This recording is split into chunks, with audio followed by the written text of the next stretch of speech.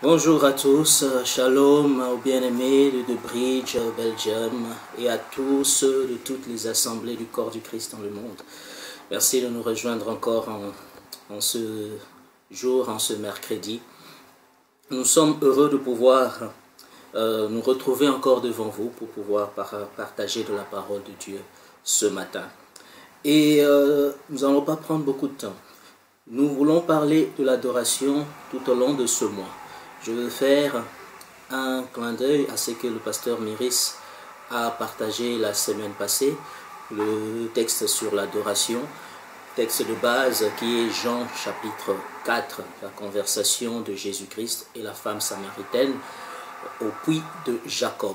Et nous ferons référence de temps à autre à ce passage pour pouvoir parler de l'adoration. Donc, la semaine passée, le pasteur Myris a parlé de l'adoration sur l'aspect de pourquoi Dieu recherche des vrais adorateurs. Et nous avons vu avec elle l'aspect du salut.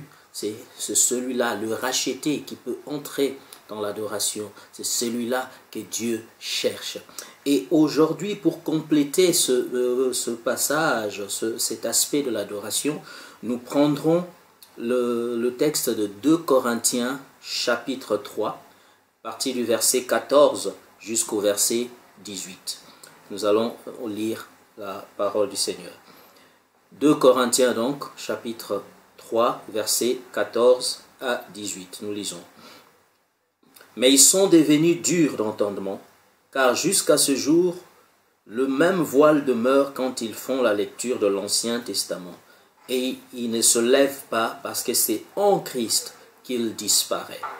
Jusqu'à ce jour, quand on lit Moïse, un voile est jeté sur leur cœur. Mais lorsque les cœurs se convertissent au Seigneur, le voile est ôté. » À partir du verset 17. « Or, le Seigneur, c'est l'Esprit. Et là où est l'Esprit du Seigneur, là est la liberté. Nous tous qui, le visage découvert, nous contemplons comme dans un miroir la gloire du Seigneur, nous sommes transformés en la même image, de gloire en gloire, comme par le Seigneur l'Esprit. » Alléluia. Que le Seigneur bénisse sa parole dans nos cœurs et que l'Esprit nous enseigne à comprendre encore les profondeurs de son amour, à entrer dans la connaissance de Jésus-Christ ce matin. Voilà. Donc, l'adoration, le thème de l'adoration. Nous, en tant qu'enfants de Dieu, nous sommes appelés adorateurs et nous sommes appelés à adorer le Seigneur. Le Seigneur cherche, le Père cherche des vrais adorateurs. Ici, il est question d'une relation. Il n'est pas question d'un travail, mais il est question d'une relation. Parce que dans cette conversation avec Jésus-Christ sur le puits de Jacob, lorsqu'il parle avec la femme samaritaine, il lui dit, ce sont là les adorateurs que le Père demande, que le Père recherche. Voyez, il n'est pas simplement un Dieu créateur, mais au-delà de tout, il est un Père. Il veut entrer dans cette relation de père et fils avec nous. Et avec le pasteur Myris la semaine passée, on a vu que c'était la première étape par rapport au salut. C'est lui qui peut appeler Dieu Père, c'est celui-là qui est sauvé. Notre texte de 2 Corinthiens 3, 14 à 17, ici, il nous dit que par rapport à l'Ancien Testament, lorsqu'on lit l'Ancien Testament, il y a un voile qui couvre, il y a un voile, un mystère qui couvre, quelque chose d'inconnu. Parce que c'est dans l'ancienne alliance. Mais avec la nouvelle alliance, dans la notion du salut, ce voile-là est enlevé. La Bible dit que c'est en Christ que ce voile est enlevé. Notre thème aujourd'hui par rapport à l'adoration, c'est qu'est-ce qui se passe dans l'adoration? Qu'est-ce qui se passe pendant l'adoration? Voyez, parfois, nous utilisons l'adoration comme un moyen d'entrer dans la présence de Dieu. Mais le texte que nous venons de lire aujourd'hui, nous voyons que nous ne pouvons entrer dans la présence de Dieu que si le salut en Jésus-Christ est intervenu. Or, l'adoration, c'est cette activité qui se passe dans la présence de Dieu. C'est lorsque nous sommes maintenus dans la présence de Dieu que l'adoration se fait. Dans le salut, le voile s'enlève, il y a cette révélation. Nous avons pris ce texte et nous allons le décortiquer en 3 parties, tout simplement pour parler de ce qui se passe dans l'adoration aujourd'hui. Donc, la première partie, à partir du verset 17, il dit « Or, le Seigneur, c'est l'Esprit. Et là où est l'Esprit du Seigneur, là est la liberté. » J'aimerais vous faire comprendre que dans la présence de Dieu, il y a la liberté. Dans la présence de Dieu, il y a cette joie d'être libre. On n'est pas esclave, on n'est pas captif. Paul disait que nous n'avons pas reçu un esprit de timidité pour demeurer dans la servitude, mais nous avons reçu l'esprit d'adoption par lequel nous crions Abba, Père. Vous voyez cette liberté d'entrer dans la présence de Dieu, d'entrer dans la présence du Seigneur, comme on l'a dit tout à l'heure, dans la présence de notre Père. Nous n'avons pas peur, nous n'avons pas à craindre la présence du Seigneur, mais nous avons simplement à nous réjouir. Nous savons que parfois nous disons nous sommes hommes et pécheurs. Oui, c'est la Bible nous l'enseigne. Mais le Seigneur est celui qui a aimé l'humanité pécheresse. Dieu est celui qui a aimé l'homme dans le péché. C'est pourquoi il a donné Jésus-Christ pour nous sauver de nos péchés. Vous voyez, Adam dans le jardin d'Éden, lorsqu'il a été créé, il avait cette présence, cette joie-là de la présence du Seigneur. Mais du moment où il a péché et qu'il a mangé le fruit de l'arbre de la connaissance du bien et du mal, là, la peur est entrée dans son cœur, la honte est entrée dans son cœur et plein d'autres sentiments négatifs. Il a commencé à l'expérimenter de ce jour. Mais j'aimerais te dire que dans la présence de Dieu, dans le domaine de l'adoration, nous sommes libres de cela. Nous sommes libres de cette culpabilité. Parce que Paul nous dit dans Romains 8, 1 qu'il n'y a plus de condamnation pour ceux qui sont en Christ. Bien-aimé, j'aimerais te dire ce matin que si tu es un adorateur, dans la présence de Dieu, enlève la peur, enlève la culpabilité, parce que Christ t'a affranchi pour la vraie liberté. Cette liberté qui te conduit dans la présence du Père. Cette liberté qui ne te retient pas de le servir. Voyez, le psaume 137 nous parle des enfants d'Israël captifs à Babylone. Et là, ils ne savaient plus louer le Seigneur. Ils se sentaient captifs. Mais Paul et Silas, dans les chaînes, à minuit, alors qu'il faisait le noir le plus sombre, le noir le plus profond, à une heure où tout est vraiment appesanti, où il y a vraiment ce poids-là des ténèbres. C'est à cette heure-là de minuit, dans la prison et dans les chaînes, ils ont loué le Seigneur. Parce qu'ils savaient que dans leur cœur, dans leur âme, dans leur être intérieur, dans leur esprit, au devant de Dieu, ils sont et demeurent encore libres. Donc, dans la présence de Dieu, dans l'adoration, premièrement, bien-aimé, sache que nous sommes libres. Nous sommes dans la liberté, une liberté de servir. La femme samaritaine, après avoir parlé avec Jésus pendant un certain moment, elle a ressenti cette liberté-là. Elle a laissé sa cruche sur le puits. Elle a couru dans la ville et elle a commencé à annoncer à tout le monde qu'elle a rencontré le Messie, celui dont le prophète a annoncé la venue. Voilà le genre de liberté que nous pouvons trouver dans l'adoration. Une liberté qui enlève la peur dans la présence de Dieu, qui enlève la peur des hommes. Mais comprenez-moi bien, je ne veux pas dire que nous ne devons pas honorer le Seigneur. Nous honorons le Seigneur, nous adorons le Dieu grand et glorieux. Ce qui nous amène dans le deuxième point, ce qui se passe dans l'adoration. Ce qui se passe dans l'adoration, c'est que nous avons une intimité avec Dieu. la liberté dans notre cœur rempli de l'amour de Dieu, nous sommes libres. Nous n'avons pas peur, nous n'avons pas la crainte d'entrer dans la présence de Dieu, mais nous sommes dans la joie. Nous sentons cet empressement d'entrer dans la présence de Dieu. Et ce deuxième niveau, qui est l'intimité avec Dieu, au verset 18, il dit « Nous tous qui le visage découvert, nous contemplons comme dans un miroir la gloire du Seigneur. » La gloire du Seigneur. Parce que le voile en Christ est enlevé, nous pouvons contempler la gloire du Seigneur.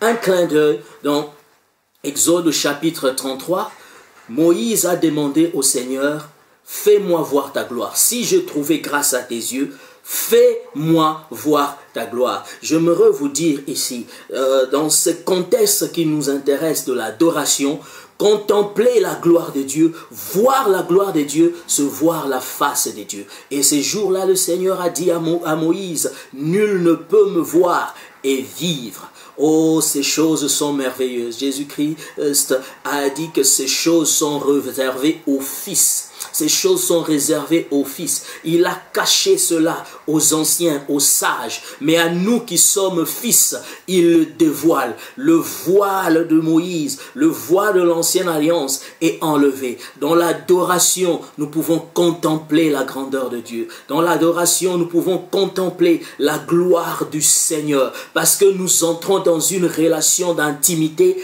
avec Dieu qui est notre Père. Nous devenons ces adorateurs que le Père cherche, que le Père demande. Nous entrons donc dans une intimité avec lui. Nous passons du temps avec lui. Nous apprenons à le connaître. Nous apprenons à le comprendre. Nous apprenons à entendre sa voix, à reconnaître le son de sa voix. Nous apprenons à entendre tous les détails de son amour pour nous. Et l'intimité, c'est la question du temps. On n'apprend pas à connaître quelqu'un en un seul jour.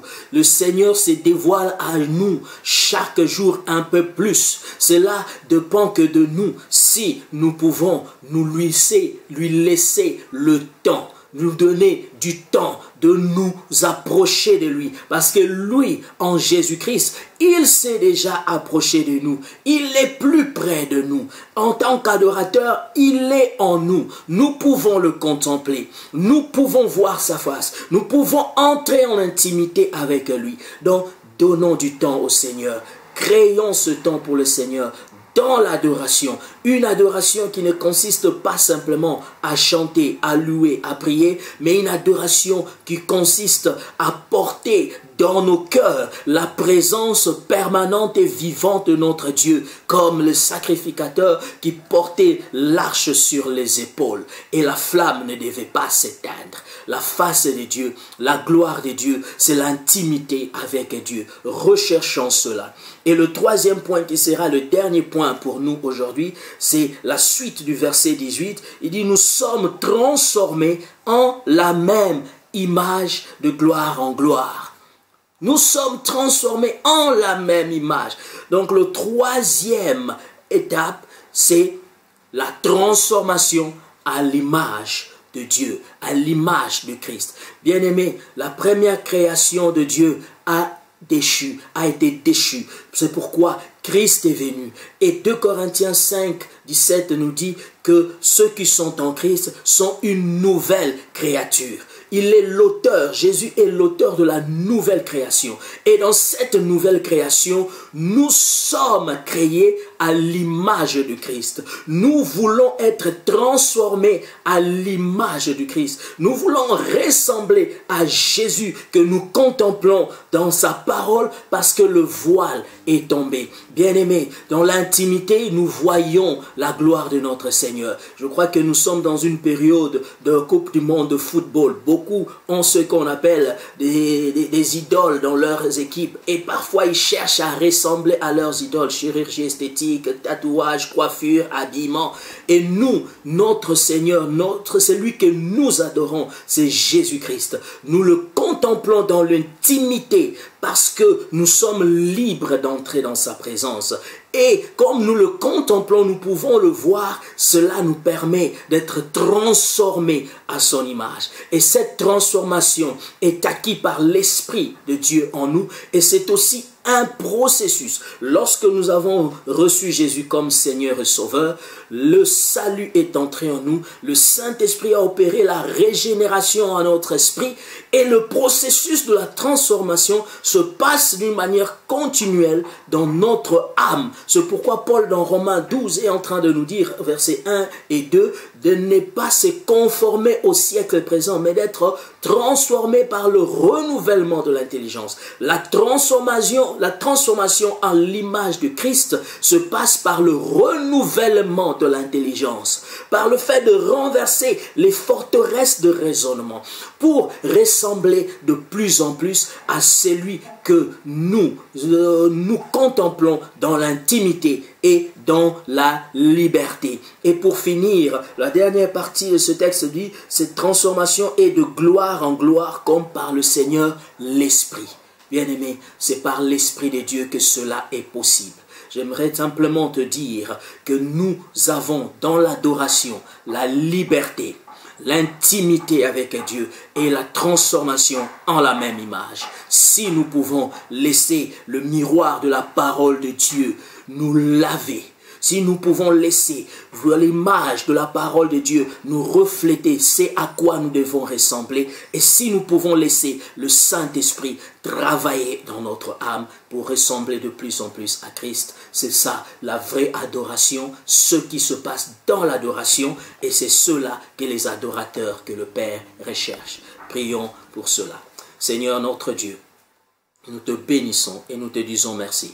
Tu cherches de vrais adorateurs. Et ce matin, nous voulons dire, Père, nous voulons être de vrais adorateurs. Ceux-là qui ont reçu la liberté d'entrer dans ta présence, ceux-là qui ont reçu la liberté de te contempler, d'entrer en intimité avec toi, de vivre une vie permanente pour ta gloire et refléter ton amour, refléter ton image par la transformation en l'image de Christ, de gloire en gloire, par le Seigneur l'Esprit. Je prie de même pour tous ceux-là qui sont à la recherche d'une intimité avec toi. Seigneur, que cela leur soit accordé par l'Esprit au nom de Jésus-Christ. Soyez bénis et j'espère vous revoir bientôt, partager avec nos bien-aimés et que la grâce du Seigneur nous comble tous de son amour. Au nom de Jésus-Christ. Bye bye.